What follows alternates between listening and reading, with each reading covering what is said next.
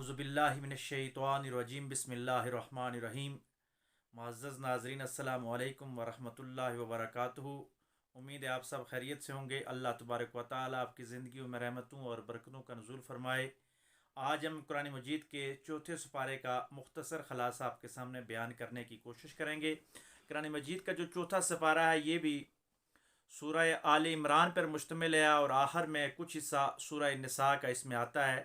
तो ये जहाँ से शुरू होता है वहाँ पे अल्लाह तबारक व तआला माल खर्च करने के हवाले से ये बात कर रहे हैं कि तुम उस वक्त तक नेकी की हकीकत तक नहीं पहुँच सकते, नेक नहीं हो सकते जब तक अपनी पसंदीदा चीज़ अल्लाह की राह में खर्च ना करो।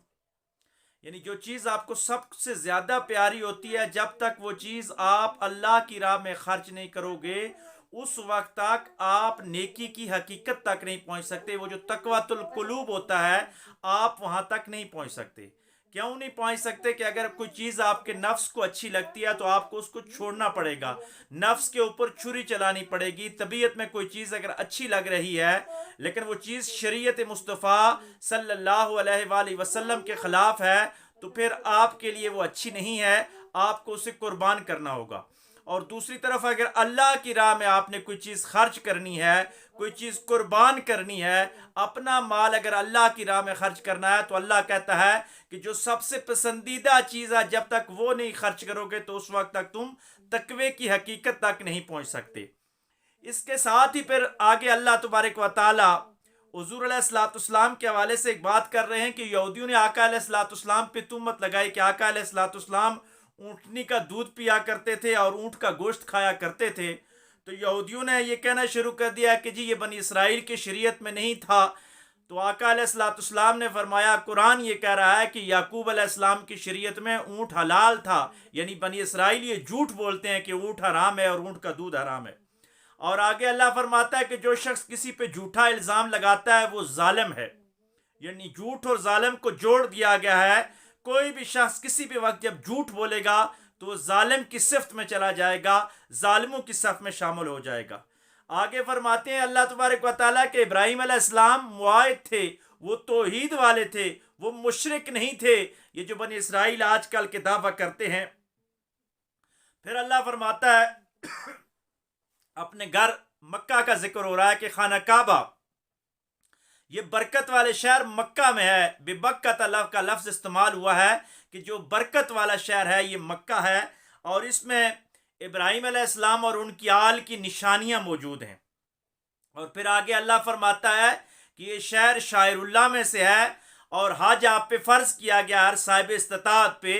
तो इसके साथ ही मुत्तसिल आयत में फरमाया जा रहा है कि जो शख्स भी ज़्यादा राह रखता हो हरम शरीफ की तो वो ज़िंदगी में एक दफ़ा उस पर हज फ़र्ज कर दिया गया है कि वो अल्लाह के घर जाए, तवाफ़ करे और जिस तरह शरीयत का हुक्म है कि वहाँ पे जाके हज करे। तो हज एक इज्तिमाई इबादत है, इंटरनेशनल इज्तिमा है मुसलमानों का। तो गोया इस्लाम और कुरान ये पैगाम दे रहा है मुसलमानों की वहदत का कि एक मुसलमान साल में एक दफ़ा इकट्ठे हो जाया करें, वहाँ पर अपने इज्तिमाई मसाइल पर डिस्कस कर लिया करें। जो हज का खुतबा है बेसिकली इसका मुद्दा ये है कि आलमी मामलात को वहाँ पर डिस्कस किया जाए, दुनिया की तरक्की के हवाले से वहाँ पर बातें की जाए। हज का जो मेन मकसद यह है कि इंटरनेशनलाइज किया जाए, बैन अल-अक़वामी तौर पर इस्लाम के पैगाम को फैलाया जाए। इसके बाद फिर आगे अल्लाह फरमाता है कि अल्लाह गवाह है नेक लोगों के नेक कामों पर और जो कुफर करते हैं उनको भी अल्लाह तबारक व तआला देख रहा है। और जो लोग कुफर के काफिर लोग ईमान वालों को रोकते हैं तो अल्लाह उनकी इन हरकतों को भी देख रहा है। जो ईमान वालों की जिंदगियों में नुक्स और ऐब तलाश कर रहे हैं तो अल्लाह फरमाता है कि तुमने इनसे घबराना नहीं है क्योंकि ये लोग अंदर से खोखले हैं और अंदर से गाफिल हैं। लिहाजा ये मुसलमानों पे ऐब निकालते रहेंगे। जिस तरह आजकल के भी यहूद नसारा और नामनाद जो सिविलाइज्ड लोग अपने आप को कहते हैं, कभी वो मुसलमानों को फाशी और ओरियानी की तरफ लेके जाते हैं, कभी लिबरलिज्म की तरफ लेके जाते हैं, कभी सोशलिस्ट और कम्युनिज्म का नारा लगाया जाता है। हकीकत में कुरान कहता है कि खोखले लोग हैं और अंदर से गाफिल लोग हैं, इसलिए इनकी बातों से तुमने घबराना नहीं। आगे अल्लाह फरमाता है ईमान वालों अगर ईमान लाने के बाद तुम किसी और की पैरवी करोगे तो तुम कुफर के रास्ते पे वापस चले जाओगे تو پھر تم بڑے ہی دھوکے میں پڑ گئے اور بڑے خسارے کا تم نے سودا کیا۔ اور آگے اللہ فرماتا ہے کہ وہ کیسے کافر ہو سکتا آدمی جو قرآن کو پڑھے اور مصطفیٰ علیہ الصلوۃ والسلام کے راستے پہ چلے۔ یہی تو صراط مستقیم ہے، جو ان پہ عمل کرتا ہے وہ پکا اور سچا مسلمان ہوتا ہے۔ آگے اللہ فرماتا ہے ایمان والو اللہ سے ڈرتے رہو جیسا کہ اس سے ڈرنے کا حق ہے، اور مسلمان ہی مرنا، یعنی اسلام پہ ہی اپنی موت مانگنی ہے، کبھی بھی اسلام سے روگردانی نہیں کرنی۔ اس کے ساتھ ہی اگلی آیات مسلمانوں کے موجودہ حوالے سے بڑی اہم ہے۔ اللہ فرماتا ہے کہ وَاعْتَصِمُوا بِحَبْلِ اللَّهِ جَمِيعًا وَلَا تَفَرَّقُوا، کہ اللہ کی رسی کو مضبوطی سے تھامے رکھو اور آپس میں تفرقہ نہ ڈالو۔ اب اللہ کی رسی کو اگر سمجھے تو استعارہ اوپر کی طرف سے کہ اللہ کی رسی آسمان سے نیچے کی طرف آتی ہے، اس طرح رسہ کشی نہیں کرنی، بلکہ اوپر والی رسی ہے جس کو جس انداز کے ساتھ بھی جس طرح دین کی تشریعات سمجھ آتی ہیں قرآن و سنت کے مطابق، اگر فروعی معاملات میں تھوڑے بہت اختلافات ہیں بھی تو ان کو نظر انداز کر کے اللہ کی رسی کو مضبوطی سے تھامے رکھو، توحید اور رسالت پہ ایک ہو جاؤ، امت واحدہ بن جاؤ، آپس میں تفرقہ نہ ڈالنا۔ یہ قرآن کا حکم ہے۔ اب جو لوگ تفرقے ڈالتے ہیں، فرقہ واریت پھیلاتے ہیں، تفرقہ ڈالتے ہیں، وہ حقیقت میں قرآن کی اس آیت کا انکار کر رہے ہیں اور وہ اللہ کے عذاب کے لیے تیار ہو جائیں۔ اور آگے اللہ فرماتا ہے کہ اللہ کے فضل کو یاد کرو جس نے تمہارے دلوں میں محبت ڈال دی، ورنہ تم لوگ جانوں کے دشمن تھے۔ یعنی یہ کلمے کی برکت تھی، یہ لا الہ الا اللہ محمد رسول اللہ کی برکت ہے کہ دو دلوں میں اللہ محبت ڈال دیتا ہے۔ ایران کا مسلمان اگر لا الہ الا اللہ محمد رسول اللہ پڑھتا ہے تو انڈیا کا مسلمان بھی وہی کلمہ پڑھ کے اس کے ساتھ محبت کرتا ہے۔ اقبال نے اسی اخوت کے پیغام کو کہا تھا کہ ایک ہوں مسلم حرم کی پاسبانی کے لیے، نیل کے سائل سے لے کر تابہا کے کاشغر، کہ مسلمان کہیں بھی ہوتا ہے تو وہ ایک ہوتا ہے۔ اللہ کہتا ہے اس فضل کو شکر ادا کرو، اس فضل کا کہ میں نے تمہارے دلوں میں محبت ڈالی ہے۔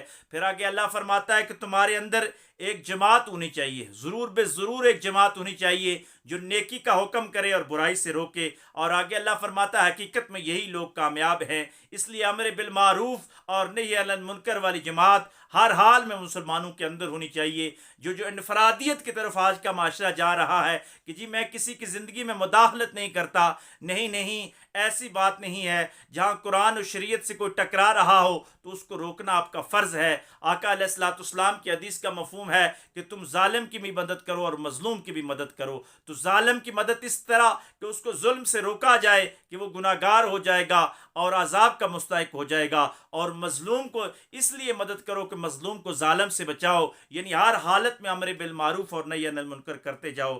آگے اللہ فرماتا ہے کہ قرآن کے آ جانے کے بعد اگر تم لوگ جدا جدا راستوں پہ چلتے ہو تو پھر تم کبھی بھی کامیاب نہیں ہوگے۔ یعنی مجتمع جمع وہی لوگ ہیں جو قرآن پہ جمع ہوں گے۔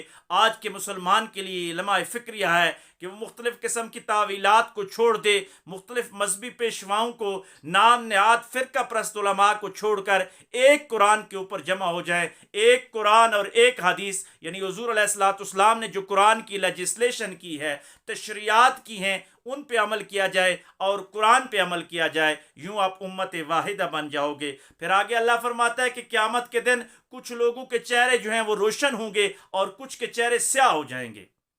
اللہ فرماتا ہے کہ جن کے روشن چہرے ہوں گے یہ وہ لوگ ہوں گے جو اخلاص کے ساتھ دنیا میں نیک اعمال کرتے رہے، اور بظاہر دنیا میں جتنے بھی خوبصورت لوگ ہوں، یہ سفید چمڑیوں والے جو دنیا کے اندر نفاق ڈال رہے ہیں، مغرب کے نام نہاد لوگ جو نسلی تفاخر کو پسند کرتے ہوئے دنیا کا امن طے و بالا کر رہے ہیں، اللہ فرماتا ہے کہ جو دنیا میں ظلم کرتے ہیں، گناہ کرتے ہیں، قیامت کے دن ان کے چہرے سیاہ ہو جائیں گے۔ اور آگے فرماتا ہے کہ جو سفید چہرے والے ہوں گے وہ نور والے ہوں گے، وہ اللہ کی رحمت والے ہوں گے۔ اور یہ اللہ کی آیتیں ہیں، تو آپ پر حق ہے کہ اللہ کی ان آیتوں کو لوگوں تک پہنچائیں اور ظلم کا کسی بھی صورت میں ساتھ نہ دیں۔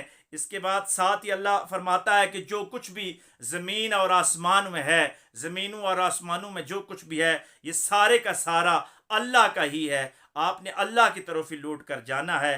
آگے اللہ فرماتا ہے کہ اے امت محمدیہ تم بہترین امت ہو، خیر امت ہو، بہترین امت ہو جو لوگوں کو نیکی کا حکم کرتی ہو اور برائی سے روکتی ہو۔ معلوم یہ ہوا کہ ہم اس وقت تک بہترین امت ہوں گے جب ہم خیر امت ہوں گے جب ہم نیکیوں کا حکم کرتے رہیں گے اور برائیوں سے روکتے رہیں گے. ہمیں انفرادی طور پر بھی، اجتماعی طور پر بھی، ملکی سطح پر بھی اور بین الاقوامی سطح پر بھی نیکیوں کا حکم دینا ہوگا اور برائیوں سے روکنا ہوگا. پھر ہی ہم خیر والی امت بنیں گے، پھر ہی ہم سپریم نیشن بنیں گے. آگے اللہ فرماتا ہے کہ اے اہل کتاب، اگر تم لوگ ایمان لے آتے، یعنی یہود و نصارہ کی بات ہو رہی ہے، تو یہ تمہارے لیے بہتر ہوتا، لیکن اکثر لوگ تم میں سے نافرمان نکلے اور وہ گھاٹے کے سودے میں ہے. اس کے ساتھ ہی اللہ فرماتا ہے کہ بہتان ترازی کے ذریعے جو لوگوں کو جھوٹے الزامات کے ذریعے لوگوں کو تکلیف پہنچاتے ہیں، تم کبھی بھی ان کی مدد نہ کرنا، یہ بہت ہی خسارے کا سودا کر رہے ہیں. آگے اللہ فرماتا ہے کہ یہودیوں پر میں نے ذلت مسلط کر دی گئی ہے، یہ جہاں بھی جائیں گے ان کو ذلیل کر کے دنیا سے نکالا جائے گا. قرآن کا یہ اعجاز دیکھیے کہ یہودیوں کو جزیرۃ العرب سے نکالا گیا، یہودی جہاں بھی گئے ان کو مار مار کر زمین سے نکالا گیا. بڑی مشکل سے اب اسرائیل کے اندر ان کو پناہ ملی ہے، لیکن اب بھی اگر انہوں نے دنیا کے امن کو طے و بالا کیا، اپنی معاشی دہشت گردی اور نظریاتی دہشت گردی کو ختم نہ کیا، تو قرآن پیغام دے رہا ہے کہ تم نیست و نابود ہو جاؤ گے. اللہ فرماتا ہے کہ میں نے یہودیوں کو اس لیے ذلیل کیا کہ یہ انبیاء کا نہ حق قتل کرتے تھے اور انبیاء کی گستاخیاں کرتے تھے. آج بھی مغرب سے پیغمبروں کی گستاخیاں ہو رہی ہیں، تو یہ قوم سمجھ جائے کہ قرآن کا پیغام آج بھی یہی ہے کہ جو انبیاء کا گستاخ ہوگا، جو نبیوں کی گستاخی کرے گا، جو الہامی مذاہب کی گستاخیاں کرے گا، تو اللہ فرماتا ہے کہ میں زمین میں اس کو ذلیل کر کے رکھ دوں گا. آگے اللہ فرماتا ہے کہ سب اہل کتاب برابر نہیں ہیں، سب یہودی برے نہیں ہیں، سب نصارہ برے نہیں ہیں. جو حق کا ساتھ دیتے ہیں، جو حق کی تلاش میں ہے، جو ریسرچ کرتے ہیں، جو اسلام کی طرف آنا چاہتے ہیں، وہ بہترین لوگ ہیں. اس لیے آج دیکھیں، آج مغرب میں سب سے زیادہ اسلام پہ ریسرچ ہو رہی ہے، تحقیق ہو رہی ہے. ہم کبھی بھی ان اہل مغرب کو برا نہیں کہتے، ان یہودیوں کو اور ان عیسائیوں کو برا نہیں کرتے جو کسی کو تنگ نہیں کرتے بلکہ حق کا ساتھ دینے کی کوشش کرتے ہیں. جب بھی قرآن اہل کتاب کے مظالم لوگوں کا ذکر کرتا ہے تو یہ ان لوگوں کا ذکر ہے جو ریشہ دوانیوں کے ذریعے قرآن اور صاحب قرآن کے خلاف چالیں چلا کرتے تھے اور دنیا کا امن طے و بالا کرنے کی کوشش کرتے تھے. ان لوگوں کے لیے اللہ فرماتا ہے کہ سخت عذاب ہے. لیکن وہ اہل کتاب جو اللہ کی آیات کی تلاوت کرتے ہیں اور سجدوں کی طرف آ رہے ہیں، یعنی مسلمان ہو رہے ہیں، تو وہ اچھا سودا کر رہے ہیں. اللہ کہتا ہے کہ قیامت کے دن میں ان کو اجر عظیم سے نوازوں گا. آگے اللہ فرماتا ہے جو لوگ اللہ پر اور روز آخرت پر ایمان رکھتے ہیں، وہ نیکی کے کاموں میں بڑھ چڑھ کر حصہ لیتے ہیں، یہی خوشبخت لوگ ہیں اور یہی صالحین لوگ ہیں. قرآن کا یہ اعجاز بتا رہا ہے کہ چھوٹی سی چھوٹی نیکی بھی ہو تو آپ بڑھ چڑھ کر اس نیکی میں حصہ لیجئے. کبھی بھی ایسا نہ سمجھیے کہ یہ چھوٹی نیکی ہے. اگر آپ پاؤں میں جوتا پہنتے ہیں تو پہلے دایاں جوتا پہنیے، اس نیت کے ساتھ کہ یہ مصطفیٰ علیہ الصلوۃ والسلام کی سنت ہے. اگر آپ کپڑے پہنتے ہیں، اگر آپ روزانہ کے جو معمولات کرتے ہیں وہ شریعت اسلامیہ کے مطابق شروع کر دیں، تو یہ چھوٹی چھوٹی نیکیاں بھی آپ کو صالحین کی جماعت میں شامل کر دیں گی. کیونکہ جو چھوٹے اعمال کرتا ہے ایک دن وہ بڑے اعمال بھی کرنا شروع ہو جاتا ہے. آگے اللہ فرماتا ہے کہ کسی کی نیکی میں قیامت کے دن ضائع نہیں کروں گا. اللہ کو پرہیزگاروں کا بڑا علم ہے. مسکال ذرۃ خیر یرا، اللہ فرماتا ہے چھوٹی سی چھوٹی نیکی بھی خیر کا کام میں نے تمہارے لیے سنبھال کے رکھا ہوگا. روایات میں آتا ہے، حدیث میں آتا ہے کہ بندے کو جب قیامت کے دن درجات ملنا شروع ہوں گے تو بندہ کہے گا یا اللہ یہ نیکیاں تو میں نے کی نہیں، یہ کیسے مجھے اجر ملا؟ تو اللہ فرمائے گا دنیا میں فلاں جگہ جو تجھے تکلیف ہوئی تھی، فلاں جگہ جو تجھ پہ ایک پریشانی آئی تھی، اس پریشانی کے بدلے میں نے تیرے لیے آخرت میں اجر تیار کر رکھا تھا. تو اس وقت بندہ کہے گا کہ کاش دنیا میں مجھے کوئی آسانی نہ ملتی، میں دنیا میں تکلیف میں زندگی گزارتا، آج آخرت میں مجھے بڑے درجات ملتے. حضرت خدیجہ الکبریٰ سلام اللہ علیہ کا قول ہے کہ دنیا میں اگر انسان کو کانٹا چبھنے میں بھی جتنی تکلیف ہوتی ہے تو اللہ اس کے بدلے میں آخرت میں اس کو ضرور اجر عظیم سے نوازے گا. اس لیے اللہ فرماتا ہے کہ میں چھوٹی چھوٹی نیکیاں بھی تمہاری ضائع نہیں کرتا. آگے اللہ فرماتا ہے کہ کافر لوگوں کا مال اور کافر لوگوں کی اولاد ان کو کبھی کام نہیں آئے گی، یہ جہنم میں جائیں گے. इसलिए माल और औलाद पे नाज और भरोसा नहीं करना चाहिए। माल भी वही अच्छा है और औलाद भी वही अच्छी है जो अल्लाह के रास्ते में काम आए, जो नेकी के कामों की तरफ आपको ले जाए। आगे अल्लाह फरमाता है कि ईमान वालों, कभी भी काफरों को दोस्त ना बनाना, यानी जिगरी यार काफरों को कभी ना बनाना।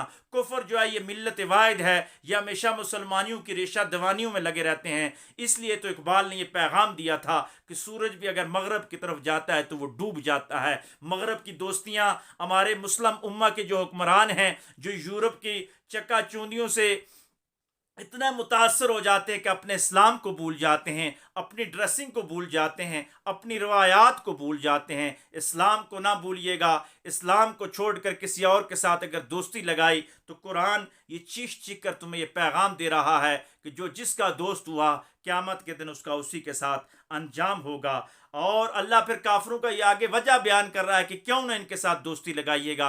अल्लाह फरमाता है कि ये काफिर लोग जब तुम्हारे सामने होते हैं तो तुम्हारे बारे में बातें करते हैं, अच्छी बातें करते हैं, लेकिन जब पीठ पीछे होते हैं तो तुम्हारे लिए रेशा दवानियां करते हैं, साजिशें करते हैं। और जब तुम्हें कोई फ़ायदा होता है तो काफिर लोग गमगीन हो जाते हैं, और जब तुम्हें कोई नुकसान होता है तो काफिर लोग खुश हो जाते हैं। इसलिए काफिरों की दोस्ती कभी भी मुसलमानों के लिए और उम्मत मुस्लिमा के लिए अच्छी नहीं है। आगे फिर अल्लाह तबारक व तआला ने फरमाता, गुज़वा बदर का हवाला दे के कह रहा है कि मैंने काफिरों को किस तरह घेर लिया था।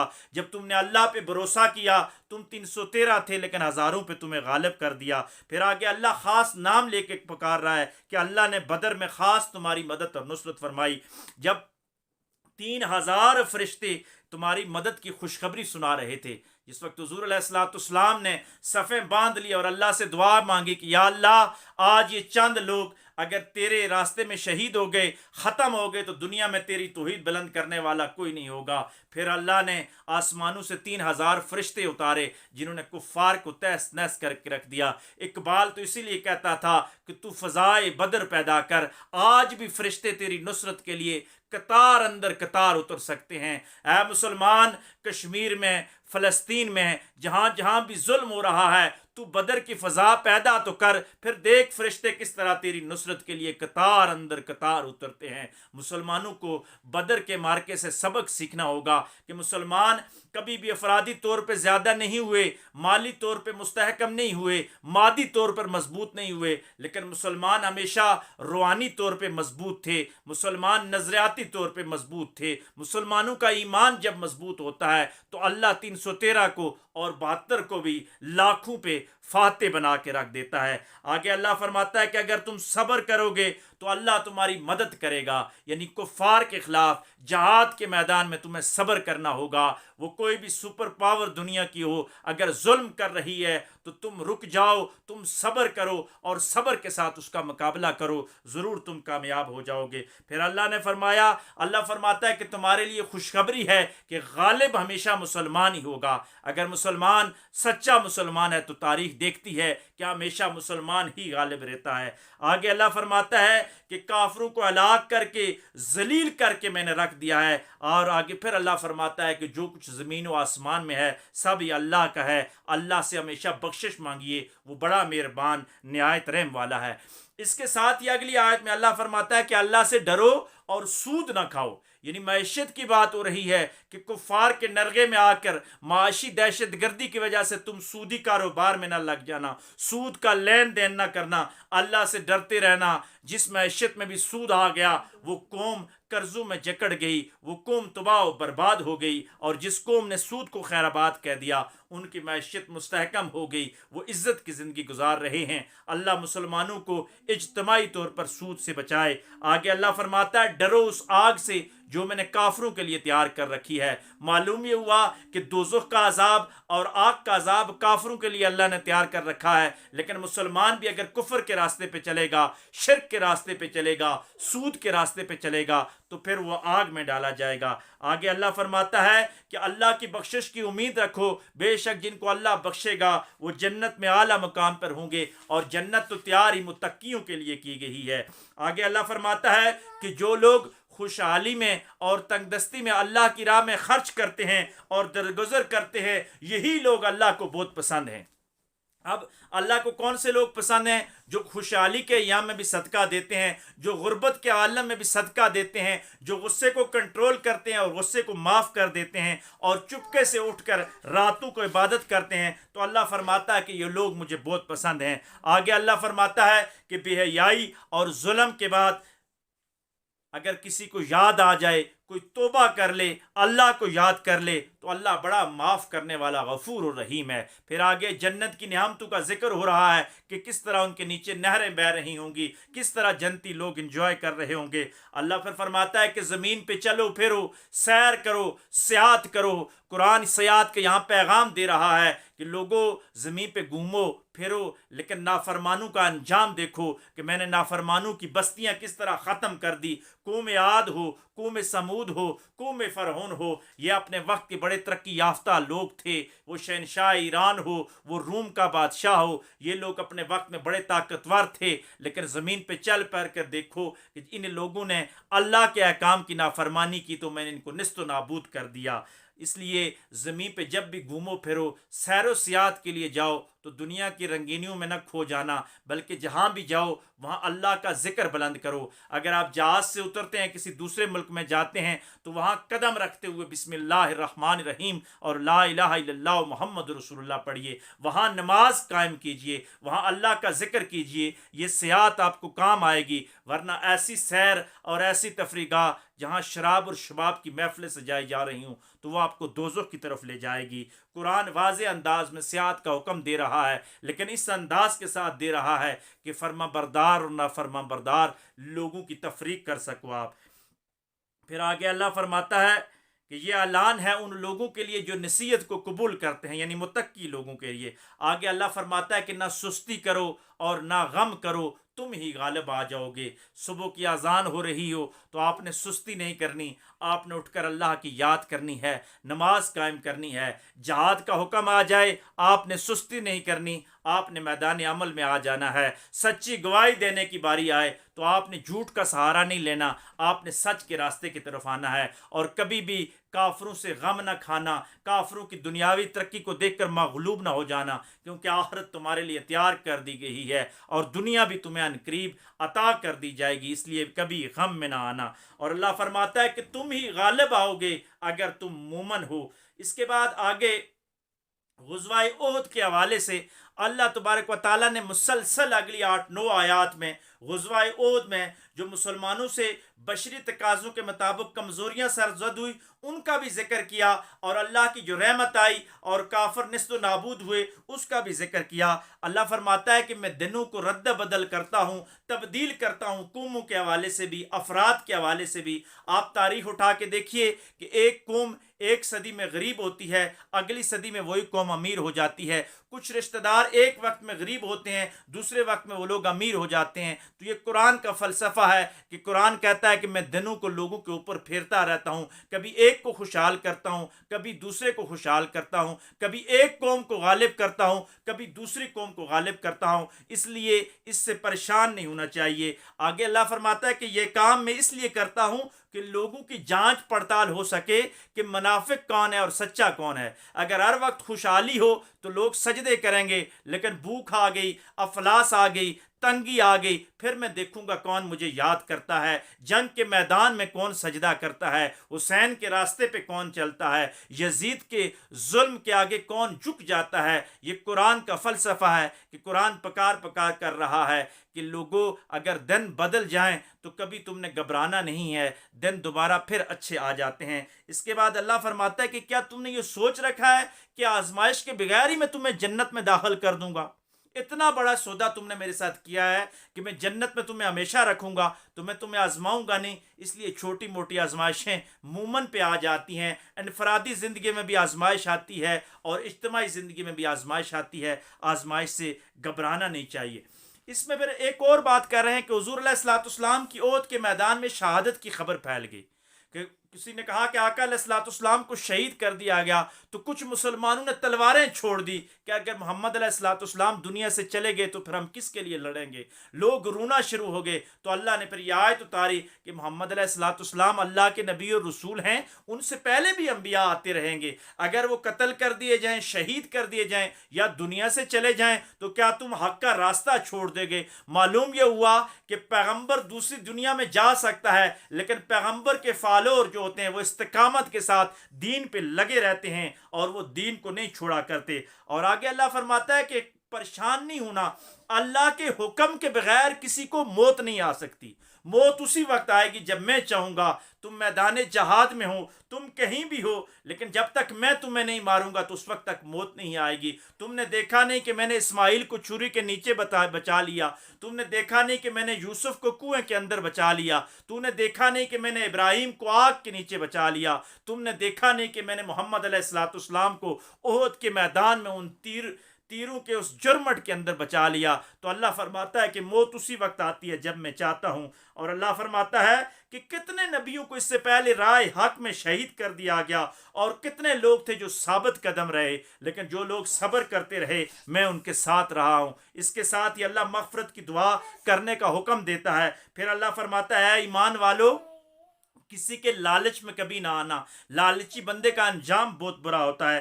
آگے اللہ فرماتا ہے کہ اللہ ہی تمہارا مددگار ہے، یعنی اگر غم آئے، پریشانی آئے تو آپ نے یہ نعرہ بلند کرنا ہے، حسبنا اللہ نعم الوکیل نعم المولا و نعم النصیر۔ اور اللہ فرماتا ہے کہ کافروں پر تمہارا روب ڈال دیا گیا ہے، اور احد کی کمزوریوں پہ اللہ متنبع فرما رہا ہے مسلمانوں کو۔ آقا علیہ الصلوۃ والسلام کی حدیث کا مفہوم ہے کہ مجھے یہ خاصیت عطا کی گئی کہ میرا روب، میری قوم کا روب دشمن پہ بڑے دور سے ڈال دیا جاتا ہے۔ آج بھی دیکھیں کہ مسلمانوں کا پوری دنیا کے اندر روب ہے۔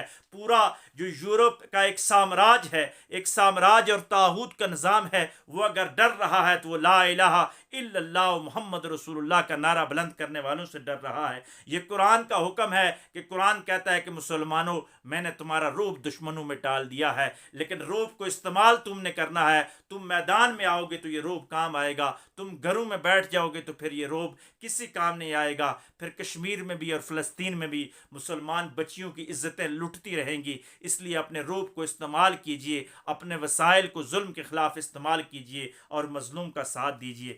آگے اللہ فرماتا ہے کہ احد کے اندر کچھ مسلمانوں سے غلطیاں ہو گئی جو مال غنیمت کی وجہ سے، لیکن مسلمانوں کا اب حکم ہے کہ ان پہ ذکر نہیں کرنا، کیونکہ اللہ نے ان کو معاف کر دیا ہے۔ اللہ فرماتا ہے وہ بڑے فضل والا ہے اور بڑا معاف فرمانے والا ہے، معاف کر دیا ہے۔ اس کے بعد پھر آگے اللہ فرماتا ہے ایمان والو، تم منافقوں کی طرح نہ ہو جاؤ اور موت پر اگر مگر نہ کہو۔ یہ منافق کی نشانی ہے کہ وہ جب موت آئے کسی کو تو وہ کہتے ہیں کہ یہ بندہ فلانی جگہ نہ جاتا تو نہ مرتا، یہ اگر ایسا کرتا تو بچ جاتا، یہ اگر ویسا کرتا تو بچ جاتا۔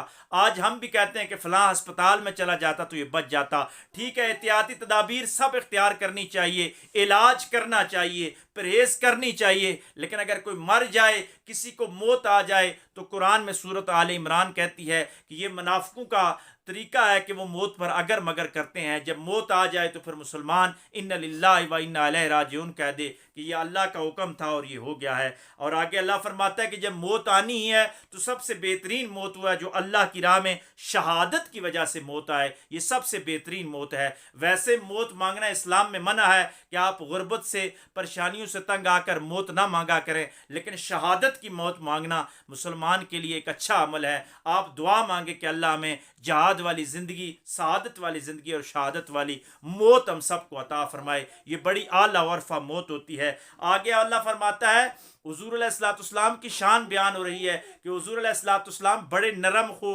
بڑے حلیم، بڑے بردبار اور رحم دل تھے۔ اگر وہ طبیعت کے سخت ہوتے تو تم ان سے بھاگ جاتے، اس لیے اللہ نے ان کو نرم خو بنا کر بھیجا گیا ہے۔ آج بھی مبلغین اسلام کے لیے، جو لوگ اسلام کے دائی ہیں، جو علماء ہیں، جو مشائخ ہیں، ان کے لیے حکم ہے کہ وہ نرم خو ہوں، محبت کے ساتھ اسلام کا پیغام پہنچائیں۔ اگر وہ سختی کریں گے، غصہ کریں گے تو لوگ اسلام سے دور ہو جائیں گے۔ آگے اللہ فرماتا ہے کہ جو توکل کرتے ہیں، اللہ پہ سہارا رکھتے ہیں، اللہ ان سے بہت محبت کرتا ہے۔ آگے اللہ فرماتا ہے کہ اللہ نے مومنوں پر احسان کیا کہ انہی میں سے ایک رسول بھیجا، یعنی رسول اللہ صلی اللہ علیہ وآلہ وسلم کو بھیج کر اللہ احسان کر رہا ہے۔ آپ دیکھیں اللہ نے قرآن مجید میں کسی اور جگہ ہم پہ احسان کی بات نہیں کی کہ میں نے تمہیں زندگی دی، میں نے تمہیں دنیا دی، تمہیں حکومت دی، تمہیں انسان بنایا، ان چیزوں پہ احسان نہیں کیا۔ لیکن جب باری آئی محبوب کی تو اللہ نے فرمایا کہ مومنو میں نے تم پہ احسان کیا کہ اپنا محبوب صلی اللہ علیہ وآلہ وسلم نبی بنا کر تمہارے پاس بھیج دیا گیا۔ اس لیے وہ نبی جو تمہیں کتاب و حکمت کی تعلیم دیتا ہے، جو تزکیہ نفس فرماتا ہے تمہارا، تو یہ احسان یاد رکھیں اور حضور علیہ الصلوۃ والسلام کی پیروی کریں۔ آگے اللہ فرماتا ہے کہ بدر و احد کے معاملے میں ہر طرح سے یہی بات فائنل ہے کہ اللہ ہی ہر چیز پر قادر ہے۔ بدر میں وہ چاہے تو فرشتے اتار کر تمہاری مدد کروا سکتا ہے، احد میں اگر تمہاری کسی کمزوری کی وجہ سے تمہیں کچھ مسائل کا سامنا ہوا تو اللہ کی طرف رجوع کیجئے، اللہ ہی ہر چیز پر قادر ہے۔ اور اللہ فرماتا ہے کہ احد میں نے حقیقت میں مومنوں کی آزمائش کی ہے کہ مومن اور منافق کی پہچان ہو جائے، کیونکہ جب آزمائش آتی ہے تو وہاں ہی حق اور باطل کا پتہ لگتا ہے۔ اس کے ساتھ ہی اللہ فرماتا ہے کہ شہید کو مردہ نہ کہو، شہید زندہ ہے اور اس کو رزق بھی دیا جاتا ہے، لیکن تم شعور نہیں رکھتے کہ شہید کیسے زندہ ہے۔ آگے اللہ فرماتا ہے کہ شہید اللہ کی عطا پر خوش ہو جاتا ہے۔ اس کے بعد اللہ فرماتا ہے کہ مشکل آئے یا پریشانی آئے، مومنوں کا کار ساز اللہ ہی ہے۔ مومن ہر وقت حسبنا اللہ نعم الوکیل، نعم المولا و نعم النصیر کا ورد کرتے ہیں۔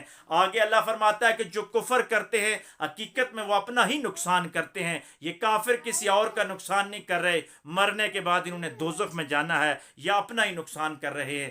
آگے اللہ فرماتا ہے کہ جنہوں نے ایمان کے بدلے کفر خریدا انہوں نے بڑے گھاٹے کا سودا کیا ہے اور اللہ کے عذاب کا جلد ان کو سامنا کرنا پڑے گا۔ آگے اللہ فرماتا ہے کہ اللہ اگر کسی کو مہلت دے رہا ہے، وہ صحت ہو، وہ خوشحالی ہو، وہ اگر مال و دولت ہو، تو اس مہلت سے اگر کوئی ناجائز فائدہ اٹھا رہا ہے تو وہ جلدی توبہ کرے، کیونکہ اللہ منافقوں اور کافروں کو مہلت دیتا ہے، لیکن مہلت کے بعد اللہ کہتا ہے کہ جب میں پکڑتا ہوں تو میری پکڑ بڑی سخت ہوتی ہے۔ آگے اللہ فرماتا ہے کہ میں خبیث اور طیب چیزوں کو الگ الگ کر دوں گا اور اپنے نبیوں کو غیب کی خبریں بتاتا ہوں۔ یعنی منافق جو گھس بیٹھ کے بیٹھے ہوتے ہیں آپ کے اندر، اللہ فرماتا ہے میں اپنے نبی کو بتا دیتا ہوں کہ کون منافق ہے اور کون مومن ہے۔ غیب کی خبریں اپنے نبیوں کو عطا ہو جاتی ہیں۔ اس لیے منافقین اگر کسی صف میں آ جائیں تو وہ کسی کا نقصان نہیں کرتے بلکہ اپنا نقصان کرتے ہیں۔ آگے اللہ فرماتا ہے کہ جو بخل ہے، بخیل کی سخت ممانت آئی ہے، صحیح اللہ کی بارگاہ میں پسند ہے، لیکن بخیل جو اندر سے ہر وقت جلتا رہتا ہے، کڑتا رہتا ہے، قرآن نے اس کی سخت مذمت کی ہے۔ اور آگے اللہ فرمایا بخیل کے لیے دردناک عذاب ہے۔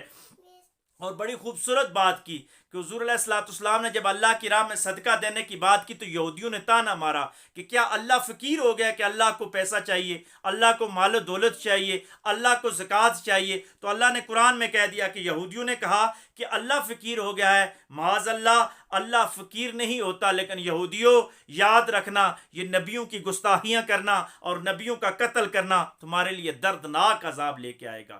اللہ تو اس لیے ہمیں صدقے کا حکم دیتا ہے، قرض حسنہ کا حکم دیتا ہے کہ معاشرے میں کوئی غریب نہ رہے۔ مخلوق اللہ کا کنبہ ہے، اللہ مخلوق پہ خرچ کرنے کا حکم دیتا ہے۔ اللہ کہتا ہے مجھے تمہارے مال و دولت کی کوئی پرواہ نہیں۔ اگر ساری اللہ تبارک و تعالیٰ فرماتا ہے کہ مخلوق میں سے ہر بندے کی خواہش اگر میں پوری کر دوں، جو وہ مانگے سب کو میں دے دوں، اور پھر بھی میرے خزانوں میں اتنی بھی کمی نہیں آتی جتنی ایک سوئی اگر ڈبوئی جائے سمندر کے اندر اور اس کے اوپر جتنا پانی لگتا ہے، اللہ کے خزانے پھر بھی کم نہیں ہوتے، کیونکہ وہ مالک ہے، وہ ان اللہ علی کل شیء قدیر ہے۔ اللہ فرماتا ہے کہ یہودیوں پر اپنی کرتوتوں کی وجہ سے ان پر عذاب آئے گا۔ اللہ کسی پہ ناحق ظلم نہیں کرتا، ناحق کبھی بھی کسی پہ عذاب نہیں ڈالتا۔ اور آگے اللہ فرماتا ہے کہ تم اپنے اگر بلند بانگ دعووں میں سچے ہو، یہودی کہتے تھے کہ ہمارا بڑا اچھا مذہب ہے، تو فرمایا اگر تم سچے تھے تو تم نے انبیاء کو قتل کیوں کیا؟ تم نے بنی اسرائیل کے انبیاء کو پہلے قتل کیا، ان کی گستاخیاں کی۔ اور آگے پھر اللہ فرماتا ہے کہ اے نبی صلی اللہ علیہ وآلہ وسلم، اگر یہ تمہیں جھٹلاتے ہیں، تمہاری تکذیب کرتے ہیں، تم پہ ایمان نہیں لاتے، تو تم پریشان نہ ہونا۔ انہوں نے پہلے بھی نبیوں کو جھٹلایا، یہ کوئی نئی بات نہیں ہے یہودیوں کی۔ یہودی ہمیشہ انبیاء کو جھٹلاتے رہے ہیں، لیکن پریشان نہ ہونا۔ اس کے ساتھ اگلی آیت کل نفس ذائقۃ الموت، کہ ہر زی روح چیز نے موت کا ذائقہ چکھنا ہے، وہ یہودی ہو، وہ نصرانی ہو، وہ عیسائی ہو، وہ مسلمان ہو، ہر انسان نے جس نے بھی روح لیا ہے اس نے موت کا ذائقہ ضرور چکھنا ہے۔ ہاں، ذائقے میں فرق ہے، کفر کا ذائقہ الگ ہوگا، مسلمان کا ذائقہ الگ ہوگا، مومن کا ذائقہ الگ ہوگا، فاسق کا ذائقہ الگ ہوگا۔ کچھ لوگ مر کر جی جائیں گے اور کچھ لوگ جیتے جی بھی مر گئے ہیں۔ آگے اللہ فرماتا ہے کہ میں کسی کا عمل ضائع نہیں کروں گا، سب کو اجر دوں گا۔ آگے اللہ فرماتا ہے کہ یہ دنیا دھوکے کا گھر ہے، اس دنیا کے دھوکے میں کبھی نہ آنا، یہ دنیا دھوکے کی چیز ہے، تم آخرت کی ضرور تیاری کرنا۔ آگے اللہ فرماتا ہے کہ ضرور میں تمہیں دنیا میں آزماؤں گا تاکہ مجھے پتہ چل جائے کہ صابر لوگ کون ہیں اور متقی لوگ کون ہیں۔ حقیقت میں جو صبر کریں گے اور تقوی کے راستے پہ چلیں گے وہی کامیاب ہوں گے۔ آگے اللہ ان مذہبی زعماء کی بات کر رہا ہے، وہ اہل کتاب کے ہوں یا موجودہ ہوں، جنہوں نے کم قیمت پر اللہ کی آیتوں کو بیچا، لوگوں کو صحیح دین نہیں سکھایا، تو اللہ فرماتا ہے کہ انہوں نے گھاٹے کا سودا کیا ہے کہ کم قیمت پہ بیچا ہے۔ بیسیکلی یہ آیت اہل کتاب کے ان مذہبی زعماء اور علماء کی طرف ہے جنہوں نے اپنی قوم کو گمراہ کیا اور حق اور سچ کی تعلیم نہیں دی، وہ یہودی علماء ہوں یا عیسائی علماء ہوں۔ لیکن آج کے مسلمان علماء کو بھی سبق سیکھنا چاہیے کہ میں لوگوں کو تفرقہ بازیوں سے نکال کر توحید اور رسالت کی سچی تعلیم دینی چاہیے۔ کہیں ایسا نہ ہو کہ ہمارا انجام بھی ایسا ہو جائے کہ جس طرح اللہ فرما رہا ہے کہ کم قیمت پر انہوں نے میری آیتوں کو بیچا۔ آگے اللہ فرماتا ہے کہ جو کچھ زمین اور آسمان میں ہے یہ سب کچھ اللہ کا ہی ہے اور اللہ ہر چیز پر قادر ہے۔ آگے اللہ فرماتا ہے کہ دن اور رات کے بدلنے میں تفکر کرو، اس میں ایمان والوں کے لیے بڑی نشانیاں ہیں۔ پھر آگے اللہ نے کمال بات کی کہ وہ لوگ جو کھڑے، بیٹھے، لیٹے یا کروٹیں بدلتے ہوئے اللہ کو بہت یاد کرتے ہیں اور زمین و آسمان میں تفکر کرتے ہیں، یہی لوگ کامیاب ہوں گے۔ اس لیے معزز سامعین، ہر وقت اللہ کو یاد کرنا چاہیے، سبحان اللہ کا ورد کرنا چاہیے، الحمدللہ اللہ اکبر کا ورد کرنا چاہیے۔ یہ زبان ہماری ہر وقت اللہ کے ذکر سے تر ہونی چاہیے۔ آگے اللہ فرماتا ہے کہ مجھ سے دعائیں مانگو، ایمان کی، فرشتوں پہ ایمان، ملائکہ پہ ایمان، ان ایمان لانے کے بعد پھر دوزخ سے پناہ مانگو اور جنت عطا کرنے کی بات کرو، اللہ ان کو جنت عطا فرما دیتا ہے۔ پھر آگے اللہ نے تخصیص کر دی کہ یہ صرف مرد ہی نہیں بلکہ کوئی عورت ہو یا مرد، جو بھی نیک اعمال کیا، جس نے اللہ کی راہ میں ہجرت کی، جس نے نیکیاں کی، نیک کام کیے، وہ ضرور جنت میں داخل ہوں گے۔ اور آگے فرماتا ہے اللہ کہ یہ کافروں کی ترقیاں، کافروں کا شہروں میں پھرنا، کافروں کی مادی ترقی تمہیں برباد نہ کر دے، ان کے زرق برق رنگینی لباس دیکھ کے آپ نے دھوکے میں نہیں آنا، بلکہ یہ 4 دن کی بہار ہے، اس کے بعد پھر ان کو دوزخ میں سخت عذاب دیا جائے گا، لیکن مسلمان کو آخرت میں جنت دی جائے گی۔ آگے اللہ فرماتا ہے جو لوگ اللہ سے ڈرتے ہیں، تقوی کے راستے پہ چلتے ہیں، ان کو جنت الفردوس عطا کروں گا۔ آگے اللہ فرماتا ہے جو اہل کتاب آگ کی طرف آگے ان کے لیے بڑا اجر ہے۔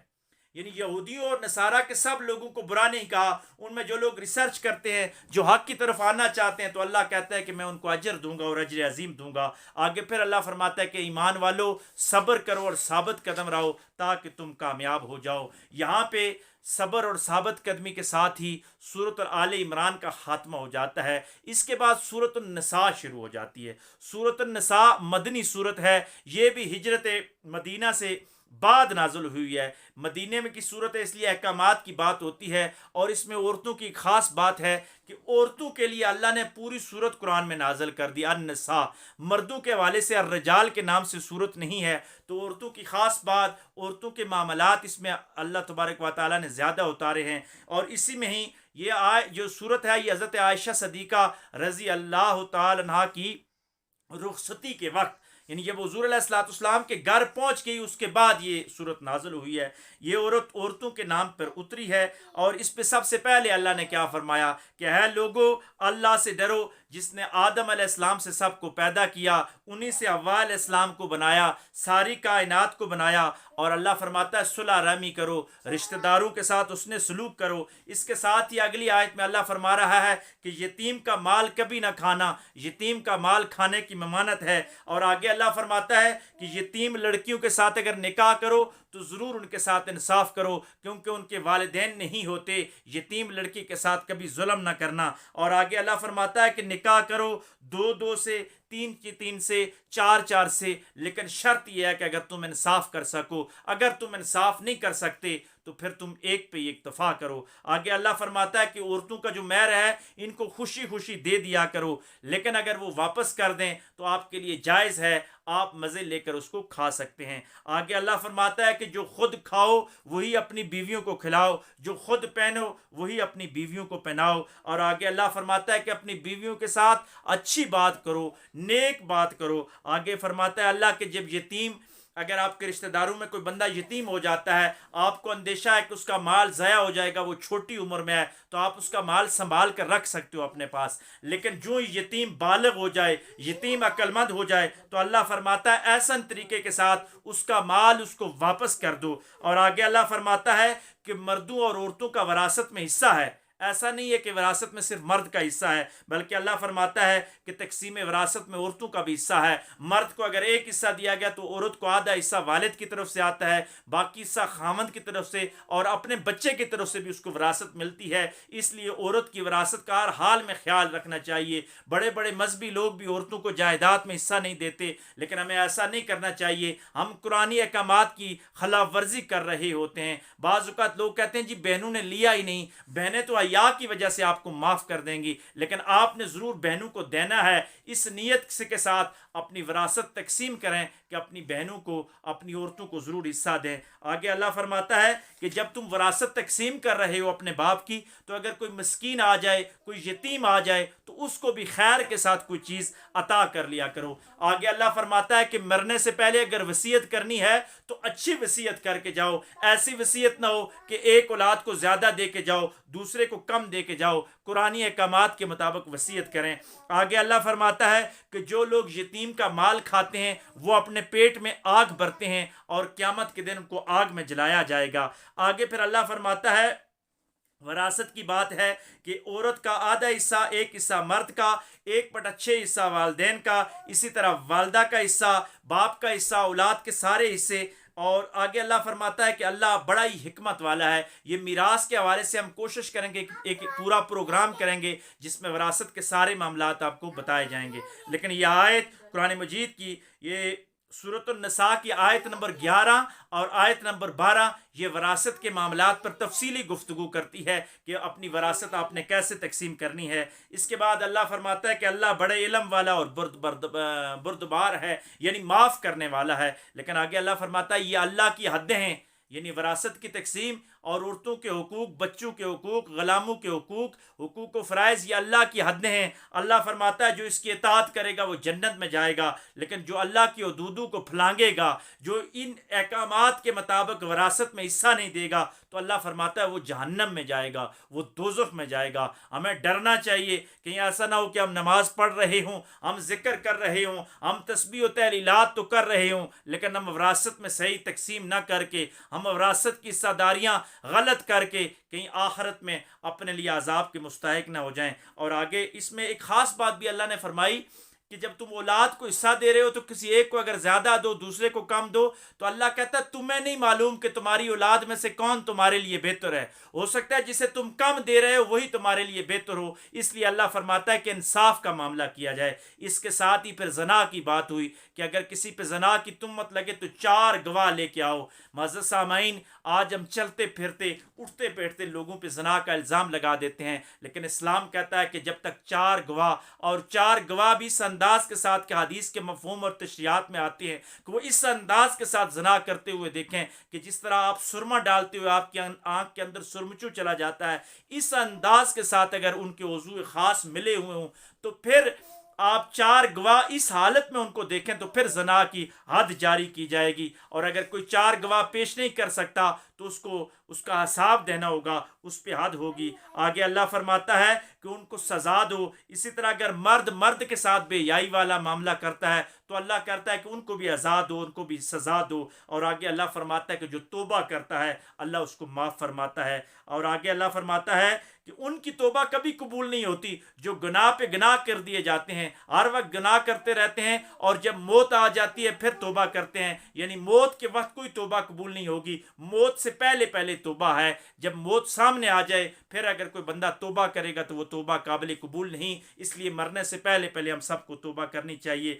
آگے اللہ فرماتا ہے کہ عورتوں کا مہر زبردستی نہ کھاؤ، عورتوں کا جو مہر زبردستی کھاتا ہے یہ فحش اور برا کام ہے۔ آگے اللہ فرماتا ہے کہ اگر طلاق دے دو تو پھر بھی ان سے مہر واپس نہ لو، کیونکہ یہ اللہ تبارک و تعالیٰ نے ان کو حق دیا ہے۔ آگے اللہ فرماتا ہے کہ ان عورتوں کا ذکر ہے کہ جن کے ساتھ تمہارا نکاح حرام کر دیا گیا ہے. یہ بھی خاص عمل ہے, یہ بھی سیکھنے والی چیز ہے. اللہ فرماتا ہے کہ جس عورت سے تمہارے باپ نے نکاح کیا ہو اس کے ساتھ تمہارا نکاح حرام ہے. اسی طرح نانی, دادی, پوتی, نواسی, دادا کی بہن, دادی اور نانی کی بہنیں, بیٹیاں, پوتیاں, نواسیاں, دودھ پلانے والی جو مائیں ہیں یا رضائی بہنیں جس سے آپ نے دودھ پیا ہو, اسی عورت سے اگر کسی اور نے بھی دودھ پیا ہے وہ بھی آپ کے لیے حرام ہے. ستیلی بہنیں حرام ہیں. دو بہنیں ایک وقت میں نکاح میں رکھنا یہ حرام ہے. اور اللہ فرماتا ہے کہ جو کچھ اس طرح کرے گا تو وہ دوزخ میں جائے گا, اور جو اللہ کے راستے پہ چلے گا اللہ بڑا غفور و رحیم اور معاف کرنے والا ہے. سورۃ النساء بڑی خاص خانگی معاملات میں سورۃ النساء اور سورۃ النور.